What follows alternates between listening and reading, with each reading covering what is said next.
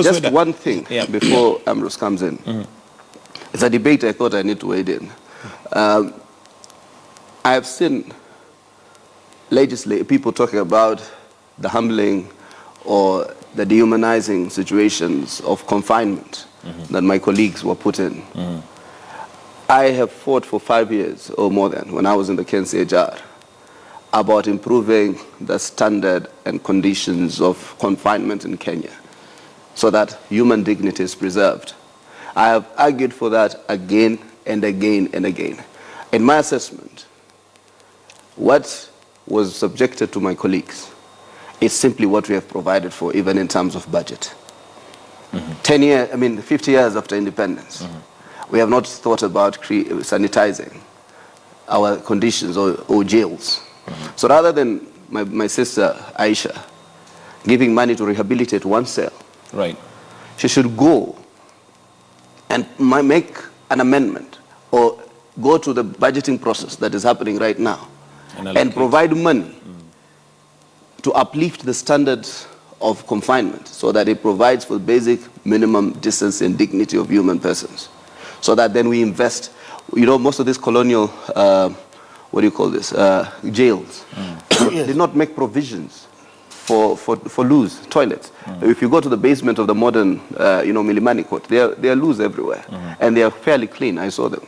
So I've never been to the basement. They have so many cells, they have so many loose, and all of them are functional. And again, so I think if we really, so it is not about one Mudaiga cell. It should be about the holistic approach in terms of how we manage. And generally just maintaining human dignity all round. It's not just about that. For me, they should not only be preaching now for peace and and togetherness.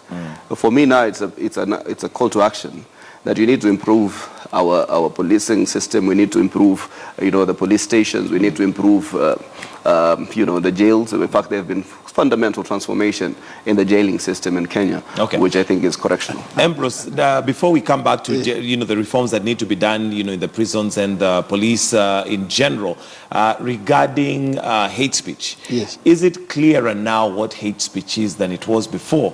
Because like Senator says, it could also now be used negatively to gag and ensure that those people who are seen to be speaking too much, and sometimes they just be quoting facts, to be used against them as though it's hate speech. Is it clear what hate speech is? No. Hate speech is very, very, very clear. Let's use the example of his party leader, Honorable Kalonzo Musyoka. He's never been accused of any hate speech. Whenever he speaks, he's never spoken of something that creates fear, despondency, or hate. When you tell a community that Kikuyu should lie low like an envelope, you know the way an envelope is? Or you say Luos will all be circumcised. Or you tell them, get out of Rift Valley. You don't then say that, I was just doing this and this and this. The leaders, take, for instance, even Honorable Orengo is an activist, also MP activist and very vocal. But how comes all his words, and he speaks a lot, how comes all his words do not alienate? Classified as hate speech. But when my brother Kuria speaks, or my brother Muthama speaks, or Ngujiri, or Junet, they just speak the words free. There are about 500,000 words available for use the world over. So when you pick the wrong ones, you pay this price. And interestingly, hate speech can be designed by anybody.